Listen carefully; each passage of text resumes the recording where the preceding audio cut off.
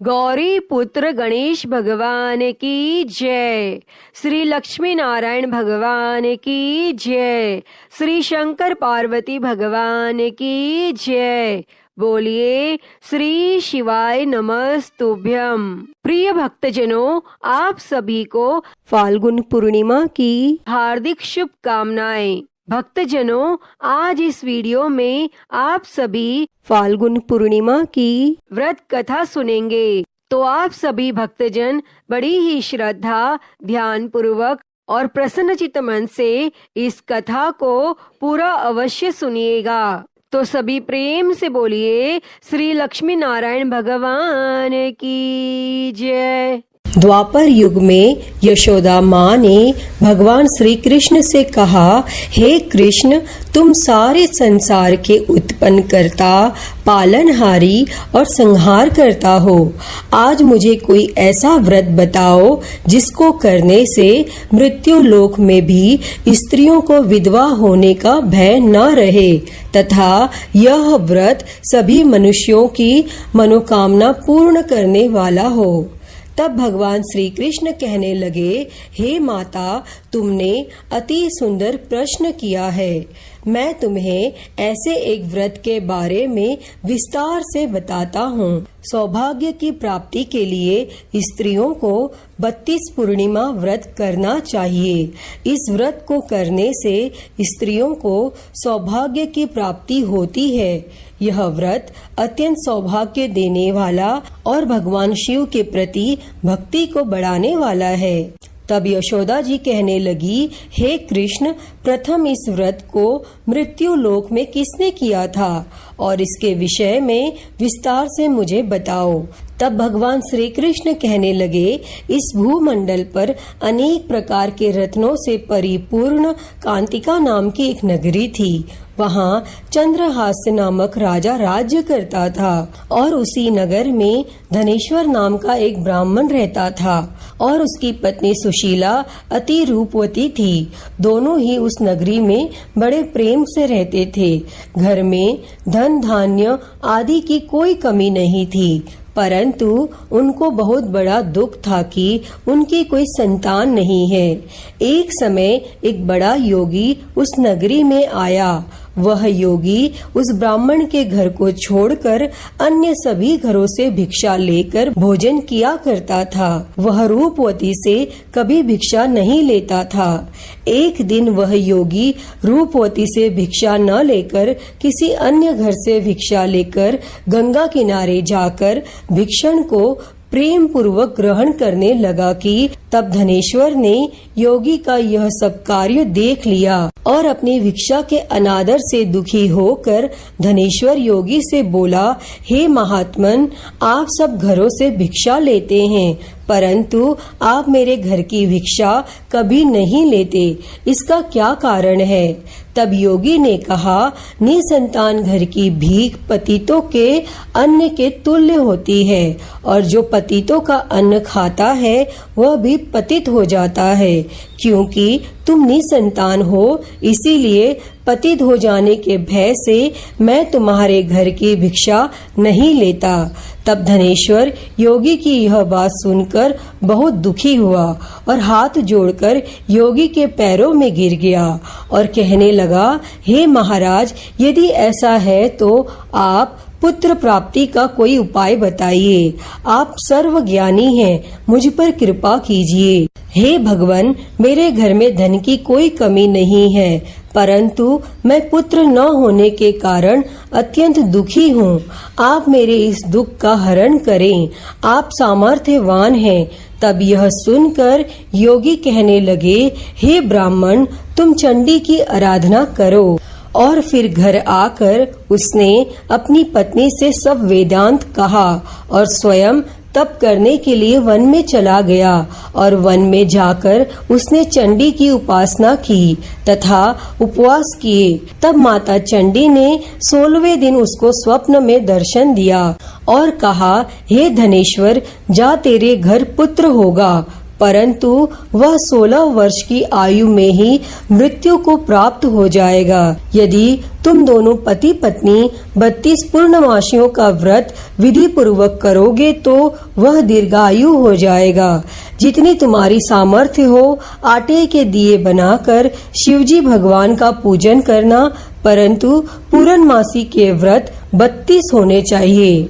और प्रातः काल होने पर इस स्थान के समीप तुम्हें एक आम का वृक्ष दिखाई देगा।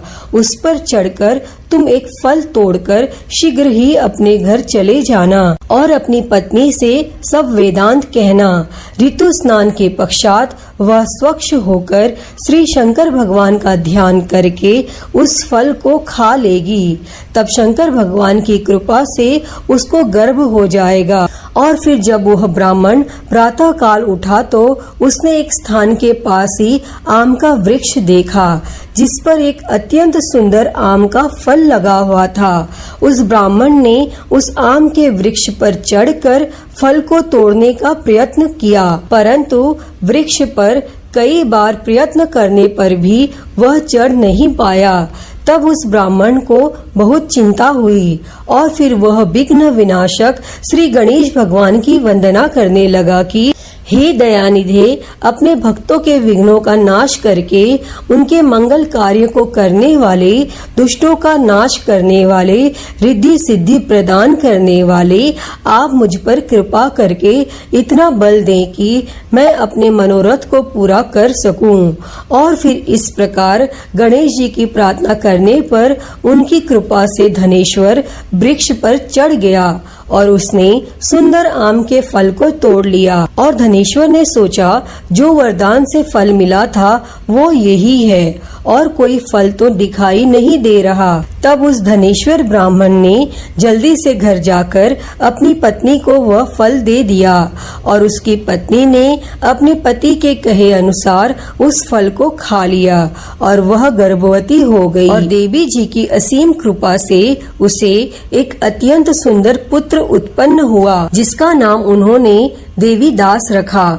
माता पिता के हर्ष और शोक के साथ वह बालक शुक्ल पक्ष के चंद्रमा के भांति अपने पिता के घर में बड़ा होने लगा और माँ भवानी की कृपा से वह बालक बहुत ही सुंदर, सुशील और विद्या पढ़ने में बहुत ही निपुण हो गया। तब माता दुर्गा जी के आज्ञा अनुसार उसकी माता ने 32 पूर्णमासी का व्रत रखना आरंभ कर दिया, जिससे उसका पुत्र बड़ी आयु वाला हो जाए।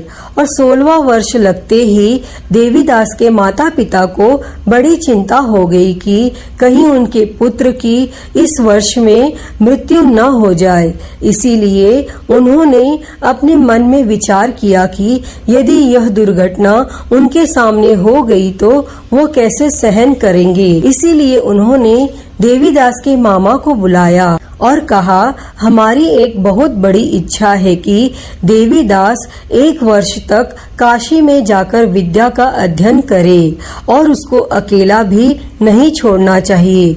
इसीलिए साथ में तुम चले जाओ और 1 वर्ष के पश्चात इसको वापस ले आना। तब सब प्रबंध करके उसके माता पिता ने काशी जाने के लिए देवीदास को एक घोड़े पर बिठाकर उसके मामा के साथ भेज दिया, परंतु यह बात उसके मामा या किसी और को नहीं बताई।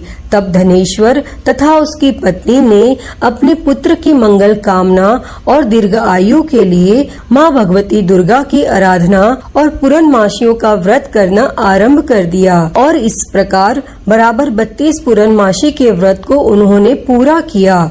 और कुछ समय पश्चात एक दिन वह मामा और भांजा मार्ग में रात बिताने के लिए किसी गांव में ठहरे हुए थे और उस दिन उस गांव में एक ब्राह्मण की अत्यंत सुंदर, सुशील और गुणवंती कन्या का विवाह होने वाला था, जिसमें धर्मशाला के अंदर वर और उसकी बारात ठहरी हुई थी। और उसी धर्मशाला में देवीदास और उसके मामा भी ठहरे हुए थे।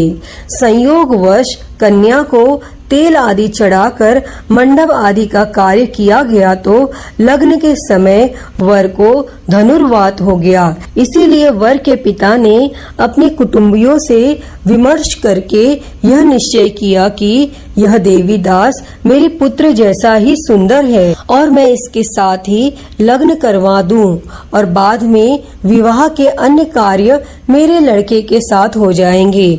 ऐसा सोचकर देवीदास के मामा से जाकर बोला कि तुम थोड़ी देर के लिए अपना भांजा हमें दे दो, जिससे विवाह के लग्न का सब कार्य सुचारू रूप से हो सके। तब देवीदास का मामा कहने लगा, जो कुछ भी वधू पक्ष से कन्यादान के समय वर को मिले वह सब हमें दे दिया जाए तो मेरा भांजा इस बारात का दूल्हा बन जाएगा। फिर यह बात वर के पिता ने स्वीकार कर लेने पर उसने अपना भांजा वर बनने के लिए भेज दिया और उसके साथ सब विवाह कार्य विधि पूर्वक संपन्न हो गए।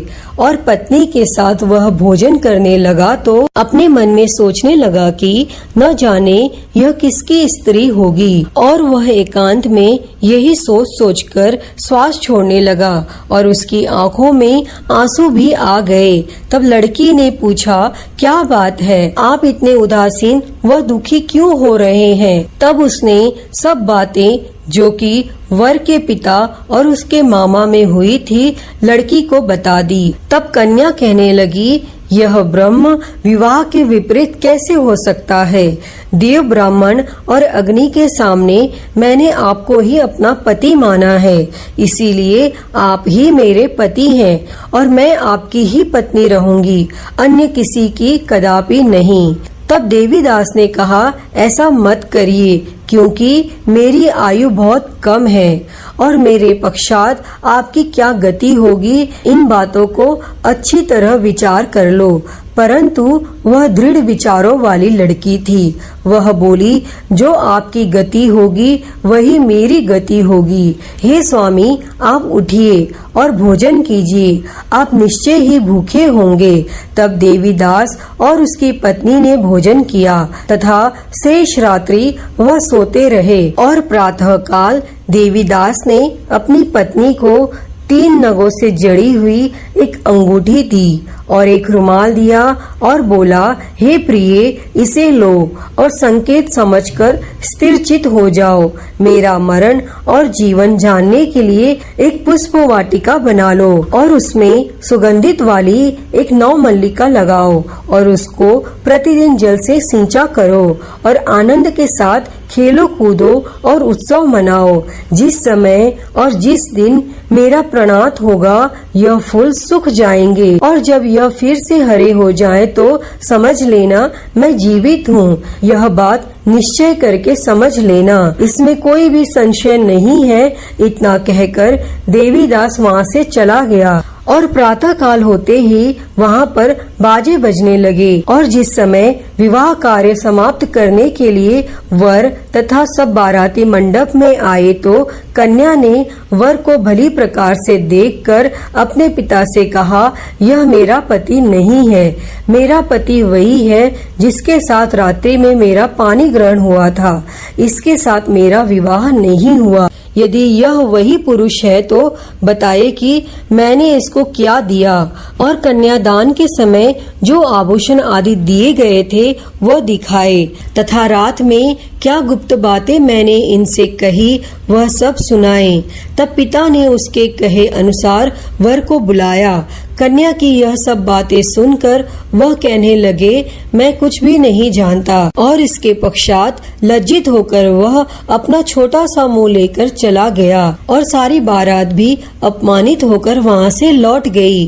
तब भगवान श्री कृष्ण बोले, हे माता, इस प्रकार देवीदास काशी विद्यार्थन के लिए चला गया और कुछ समय बीत गया तो काल से प्रेरित होकर एक सर्प रात्रि के समय उसको डसने के लिए वहाँ पर आया और उस विषधर के प्रभाव से उसके शयन का स्थान चारों ओर से विष की ज्वाला में विषैला हो गया, परंतु व्रत के प्रभाव से उसको काट नहीं पाया, क्योंकि पहले ही उसकी माता ने 32 पूर्णमासी का व्रत रखा था।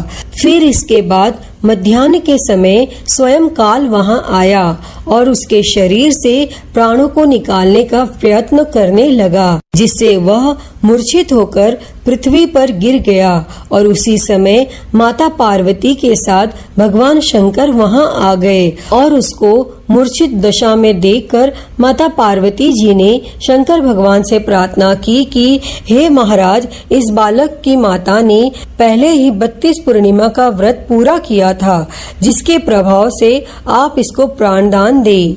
तब माँ भवानी के कहने पर भक्त वत्सल भगवान शिव जी ने उसको प्राणदान दे दिया और इस व्रत के प्रभाव से काल को भी पीछे हटना पड़ा और देवीदास स्वस्थ होकर बैठ गया। और उधर उसकी पत्नी उसके काल की प्रतीक्षा किया करती थी। जब उसने देखा उस पुष्प वाटिका में पुष्प कुछ भी नहीं रहे तो उसको अत्यंत आश्चर्य हुआ, लेकिन जब वह जैसे ही हरे भरे हो गए तो वह जान गई कि अब उसका पति ठीक ठाक है, वह जीवित हो गया है। यह देखकर वो बहुत ही प्रसन्न हो उठी और अपने पिता से कहने लगी, पिताजी, मेरे पति जीवित हैं, आप उनको ढूंढिए। और फिर जब 16वां वर्ष व्यतीत हो गया तो देवीदास भी अपने मामा के साथ काशी से चल दिया।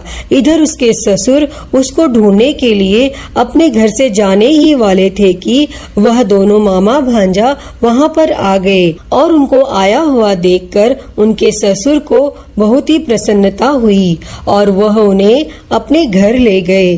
उस समय नगर के निवासी भी वहां इकट्ठे हो गए और सबने निश्चय किया कि अवश्य ही इसी बालक के साथ कन्या का विवाह हुआ था। और उस बालक को कन्या ने जब देखा तो पहचान लिया कि यह तो वही है जो संकेत करके गया था। तब उपरांत सब कहने लगे, भला हुआ यह आ गया, और सब नगरवासियों ने आनंद मनाया। और फिर कुछ दिनों बाद देवीदास अपनी पत्नी और मामा के साथ अपने ससुर के घर से बहुत सारे उपहार लेकर अपने माता पिता के घर की तरफ प्रस्थान किया। और जब वह अपने गांव के निकट पहुंच गए तो कई लोगों ने उसे देखकर उसके माता पिता को पहले ही खबर दे दी कि तुम्हारा पुत्र देवीदास अपनी पत्नी और मामा के सहित आ रहा है। तब ऐसा समाचार सुनकर माता पिता को विश्वास नहीं हुआ, परंतु जब और लोगों ने भी यही बात आकर उन्हें बताई तो उनको बड़ा आश्चर्य हुआ। लेकिन थोड़ी देर में देवीदास ने आकर अपने माता पिता के चरणों में अपना सर रख कर प्रणाम किया और उसकी पत्नी ने अपने सास ससुर के चरणों को स्पर्श किया तो माता पिता ने अपने पुत्र और पुत्र वधू को हृदय से लगा लिया और दोनों की आंखों में प्रेम अश्रु बह चले और अपने पुत्र तथा पुत्र वधू के आने की खुशी में धनेश्वर ने बड़ा ही भारी उत्सव किया और ब्राह्मणों को दान दक्षिणा देकर प्रसन्न किया। तब भगवान श्री कृष्ण कहने लगे, इस प्रकार धनेश्वर 32 पूर्णमासियों के व्रत के प्रभाव से पुत्रवान हो गया और जो भी स्त्रियां 32 पूर्णमासी के व्रत को करती हैं वे जन्म जन्मांतर में वैधव्य का दुख नहीं भोगती और सदैव सौभाग्यवती रहती हैं। हे भगवान, इस कथा को कहते सुनते और हुंकारा भरते पर सदैव अपनी कृपा बनाए रखना। तो बोलिए गणेश जी भगवान की जय, उमापति महादेव की जय, श्री लक्ष्मी नारायण भगवान की जय।